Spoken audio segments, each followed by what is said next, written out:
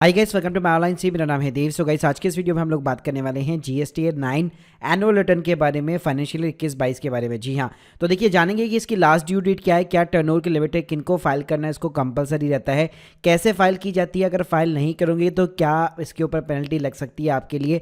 तो ये सारी चीज़ें जानने को मिलेगी आपको इस वीडियो के अंदर। इस वीडियो को शुरू करने से बताना चाहूँगा, अगर आप एक जीएसटी एक्सपर्ट की मदद से अपनी जीएसटी 9 या फिर जीएसटी 1 3B या कुछ भी फाइल करवाना चाहते हैं, लिंक मैं सिंपली आपको डिस्क्रिप्शन बॉक्स में दे दूंगा, जहां पे बहुत ही कम कॉस्ट के ऊपर आप एक जीएसटी एक्सपर्ट्स के साथ में गेट इन टच हो सकते हैं। तो सबसे पहले हम लोग बात करते हैं आखिर जीएसटी 9 जो एनुअल रिटर्न होती है, आखिर वो होती क्या है। तो देखिए, इसके अंदर जितनी भी आपकी एनुअल सेल्स होती है वो सारी यहाँ पे एक साथ डिस्क्लोज होती है। जितने भी आपकी परचेज साइड की एनुअल जो वैल्यू होती है इनवाइट सप्लाईज की, वो सारी आपकी यहाँ पे डिस्क्लोज होती है। जितनी भी आपने आईटीसी अवेल कर रखी है वो आपकी सारी यहाँ पे डिस्क्लोज होती है। और अच्छी बात यह है, अगर आपने यहाँ पे कुछ मिस्टेक भी कर रखी है, कुछ इनवॉइसेस वगैरह आपके छूट गए हैं, तो इजीली वो आप जीएसटी 9 के अंदर उसको करेक्शन भी करवा सकते हैं। अब गाइस, बात करते हैं यहाँ पे जीएसटी 9 आखिर किसको फाइल करना कंपलसरी है। तो देखिए, फाइल तो हर कोई कर सकता है, लेकिन जिसके लिए कंपलसरी उसको तो करना ही पड़ेगा। सो देखिए गाइस, जिनका भी यहाँ पे फाइनेंशियल ईयर 21-22 के अंदर जो टोटल सेल्स है, जो टोटल टर्नओवर है, अगर वो मोर देन 2 करोड़ रुपीज है तो भाई उनको फाइल करनी पड़ेगी। लेकिन अगर आपका टर्नओवर केवल अप टू 2 करोड़ रुपीज है तो ये बेसिकली आपके लिए एग्जेम्प्ट रहेगा, यानी आपके लिए ऑप्शनल रहेगा। आपको जीएसटी 9 फाइल करनी तो करो, नहीं करनी तो मत करो, कोई दिक्कत नहीं है। लेकिन अगर 2 करोड़ के ऊपर है तो भाई ये चीज यहाँ पे कंपलसरी हो जाएगी। इसके अलावा एक जीएसटी 9 सी होती है जो कि अल्टीमेटली रिकंसिलिएशन का पार्ट होता है बेसिकली। तो यहाँ पे भी जो लिमिट है वो 2 करोड़ नहीं जबकि 5 करोड़ रुपए लगाई गई है। यानी कि बेसिकली क्या हो गया, अगर अल्टीमेटली मैं बात करूं, अगर आपका टर्नओवर मान लो अगर 2 करोड़ के ऊपर है तो आपको जीएसटी 9 फाइल करनी है। लेकिन अगर आपका टर्नओवर 5 करोड़ के ऊपर है तो आपको जीएसटी 9 भी फाइल करनी है, साथ में आपको जीएसटी 9C भी बेसिकली फाइल करनी है। इसके अलावा अगर मैं ड्यू डेट्स की यहाँ पे सिंपली बात करूं तो यहाँ पे हर बार जो है 31 दिसंबर इसकी ड्यू डेट रहती है, जो भी फाइनेंशियल ईयर की आप यहाँ पे जीएसटी 9 जो है फाइल करना चाहते हैं। तो अगर मैं यहाँ पे फाइनेंशियल ईयर 21-22 की बात करूं तो यह मार्च में खत्म हो गया था, यानी इस साल जो है 31 दिसंबर 2022 इसकी लास्ट ड्यू डेट रहने वाली है। अगर मैं बात करूं पेनल्टी की, अगर लेट सपोज जिनके लिए कंपलसरी, अगर वो लोग यहाँ पे फाइल नहीं करते तो आफ्टर द ड्यू डेट आपके ऊपर 200 रुपये पर डे की पेनल्टी लग सकती है, या फिर 0.25% of the maximum of the turnover, इतनी मैक्सिमम आपकी पेनल्टी जा सकती है। अब इस बात करते हैं यहाँ पे आपको जीएसटी 9 सिंपली यहाँ पे कैसे फाइल करनी है। तो आपको सर्विस वाले सेक्शन के अंदर जाना है, यहाँ पे आपको रिटर्न का ऑप्शन मिल जाएगा, एनुअल रिटर्न का यहाँ पे आपको ऑप्शन मिल जाता है। सिंपली गाइस, सबसे पहले आपको फाइनेंशियल यहाँ पे चूज आउट करना है। 21-22 में चूज आउट कर लेता हूँ, सर्च बटन के ऊपर क्लिक करूंगा तो यहाँ पे आप देख सकते हैं पहले ही आपको बता दिया जाता है आप जीएसटी 9 जो है नील रिटर्न भी यहाँ पे ऐसे फाइल कर सकते हैं। अगर आपने कोई भी सप्लाई नहीं की है, कोई भी इनपुट टैक्स क्रेडिट वगैरह कुछ भी नहीं ले रखा है अपनी जीएसटीआर 1 के अंदर, जीएसटीआर 3B के अंदर, तो सिंपली आप नील की एक जीएसटीआर 9 फाइल कर सकते हैं। लेकिन जैसे मैंने बताया, आप लोगों के लिए कंपलसरी नहीं है। जिसका टर्नओवर भी मोर देन 2 करोड़ रुपीज होगा उसके लिए ये चीज कंपलसरी रहेगी। साथ में गाइस, जीएसटीआर 9 को आप रिवाइज नहीं कर सकते, तो यहाँ पे ध्यान से फाइल कीजिएगा। एक बार फाइल हो गई तो हो गई, उसके बाद में चेंजेस पॉसिबल नहीं है।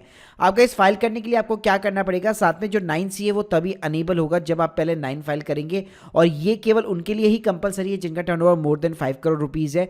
तो 9 के लिए गाइस आपको सिंपली प्रिपेयर ऑनलाइन बटन के ऊपर क्लिक करना है। तो गाइस, जैसे हम लोग नॉर्मल यहाँ पे जीएसटी रिटर्न फाइल करते हैं तो सबसे पहले क्वेश्चन पूछेगा कि आप नील फाइल करना चाहते हैं। अगर यस करेंगे तो कोई आगे कुछ रह ही नहीं जाता, सिंपली आप ई वेरीफाई करवा के अपना जो जीएसटी 9 है उसको सिंपली फिलअप कर सकते हैं एज ए नील रिटर्न। लेकिन लेट सपोज अगर आपकी टैक्सेबल है तो आप देख भी सकते हैं, अगर आपका टैक्सेबल होगा तो ये आपको फाइल भी नहीं करने देगा वैसे भी। तो यहाँ पे आप देख सकते हैं, यहाँ पे आपको सिंपली नो चूज करना है, नेक्स्ट बटन के ऊपर क्लिक करना है। अब गाइस, यहाँ पे आपको बहुत सारे यहाँ पे कॉलम्स मिलने वाला है। पहला जो कॉलम मिलने वाला है वो आउटवर्ड सप्लाई का आपको मिलने वाला है। जैसे इसके ऊपर आप क्लिक करेंगे, होगा क्या, ऑटोमेटिकली अभी तक आपने जो भी फाइनेंशियल ईयर था उसके अंदर जितनी भी जीएसटीआर 1 फिलअप की है, जितनी भी जीएसटीआर 3 भी फिलअप की है, तो ये सिस्टम क्या करेगा, जीएसटीआर 1 से ऑटोमेटिकली पूरा डेटा यहाँ पे ऑटोमेटिकली फैच कर लेता है। तो ये देखिए, मेरी पूरी की पूरी यहाँ पे B2B जो वो पूरी सप्लाई थी पूरे साल भर की, वो मेरी यहाँ पे निकल के आ चुकी है, और ये एग्जैक्ट वही है जो मैंने यहाँ पे जीएसटीआर 1 के अंदर डाली है। इसको सिंपली आपको क्रॉस चेक कर लेना है अपनी जीएसटीआर 1 और जीएसटीआर 3B के साथ में, प्लस अगर कुछ रिकंसिलिएशन करना है तो वो भी आप यहाँ पे कर सकते हैं। आपने गाइस, अगर यहाँ पे किसी के ऊपर अगर टैक्स पेबल नहीं है तो वो भी यहाँ पे आपको दिख जाएगा, प्लस आपने कितनी आईटीसी अवेल की है तो वो भी आपको यहाँ पे जीएसटीआर 3B से ऑटोमेटिकली फैच कर लेगा। आपने कौन सी आईजीएसटी कितना ले रखा है, सीजीएसटी कितना ले रखा है, एसजीएसटी कितना ले रखा है, तो ऑटोमेटिकली यहाँ पे आपका फैच कर लेगा। आपको मैनुअल कुछ भी एंटर करने की रिक्वायरमेंट नहीं है। गाइस, आप देख सकते हैं यहाँ पे आपको अदर आईटीसी रिलेटेड इन्फॉर्मेशन के अंदर भी डेटा ऑलरेडी प्री फिल्ड मिलेगा,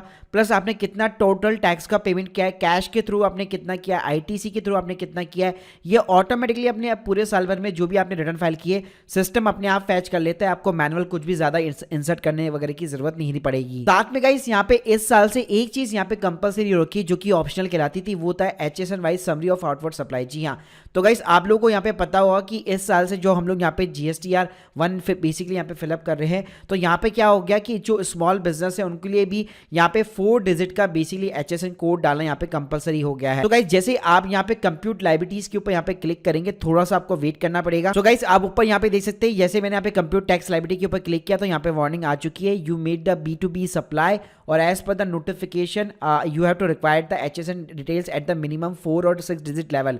तो इसके ऊपर मैं एक ऑलरेडी वीडियो बना चुका हूं कि बेसिकली आपको GSTR 1 के अंदर HSN वाइज समरी कैसे आपको डालनी पड़ती है। अगर आप नॉर्मली एक ही चीज़ के अंदर डील करते तो आपके लिए बहुत ही ज़्यादा ईजी हो जाएगा। सिंपली केवल आपको एक HSN कोड डालना है यहाँ पे, और ये एकदम सेम वैसे फॉर्मेट रहेगा जैसे GSTR 1 के अंदर रहता है, और इसके ऊपर मेरा एक सेपरेट वीडियो बना हुआ है जिसके लिंक मैं आपको डिस्क्रिप्शन बॉक्स में प्रोवाइड कर दूंगा। गाइस इस तरह से आप सारी चीज़ें करके यहाँ पे सिंपली आपको सारे जो है कॉलम्स यहाँ पे कंफर्म कराने पड़ेंगे। उसके बाद में आप सिंपली प्रोसीड टू फाइल के ऊपर क्लिक करके ई वेरिफिकेशन के थ्रू सिंपली EVC कोड के थ्रू अपनी जो GSTR 9 है वो यहाँ पे सिंपली फाइल कर सकते हैं। Guys hope you like this video, please subscribe channel. अगर आप लोगों के कोई भी डाउट्स है कमेंट बॉक्स में जरूर बताइएगा। Thank you guys, thank you very much.